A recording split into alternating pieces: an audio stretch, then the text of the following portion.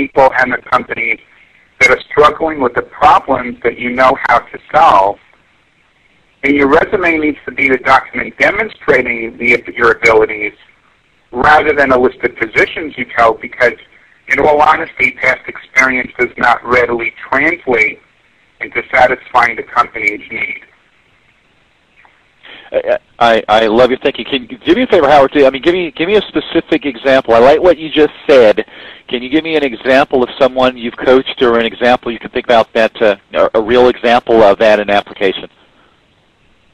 Well, I mean, there are several. I mean, just recently I've been working with a man who's in the computer maintenance field, and he does contracts with small, medium-sized businesses to go out and check their computers every month, make sure everything is working, and he does some remote work, but most of it is hands-on in person. And so he wanted to expand his market, and I showed him how to use social networks and how to use the internet, and building a nationwide network of clients working with him on a subscription basis and doing remote software support, but also when an actual physical repair was needed to subcontract or outsource in that particular city for people that could handle that.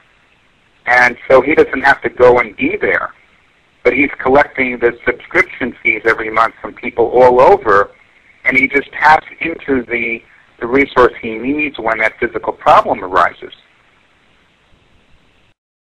Got it. So that's an example.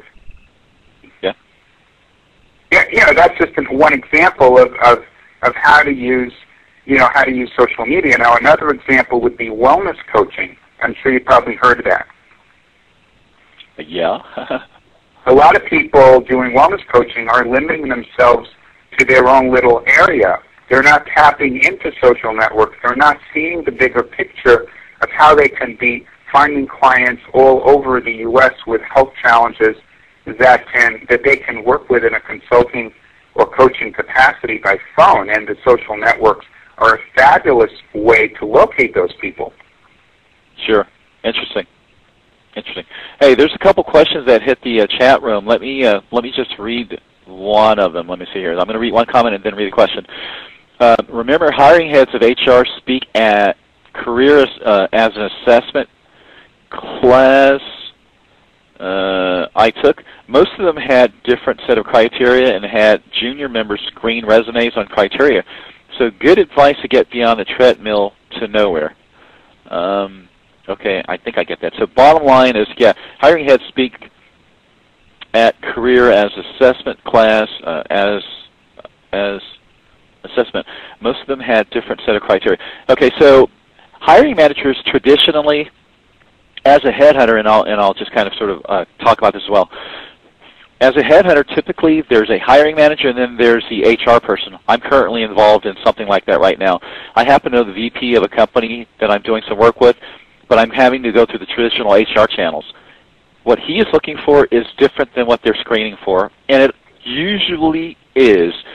The challenge that a candidate has going through the screening process and the HR process is, unless you do what you're talking about, Howard, unless you try the entrepreneurial approach and get in behind the walls, you're going to go through the traditional process and many times get screened out. And so without a doubt, building a network, getting behind the walls, getting to the decision maker is certainly one of the ways that will create more success in the process. And so I hope that addresses the one chat. The second comment was, there are recent articles about a surge of peeps hitting Facebook and LinkedIn for job networking. So any suggestions on how to shine beyond this recent herd surge? Well, again, it all comes down to knowing the right people and being connected to the right people. The social media networks, the strength of the social media networks is that it allows you to connect with those key people. So if you put out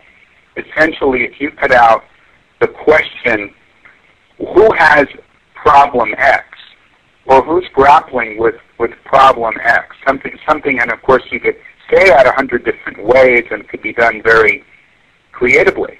but you're basically asking for who is who's looking for you, but they're not looking for you. They're looking for a solution to the problem. So you're sorting for the problem.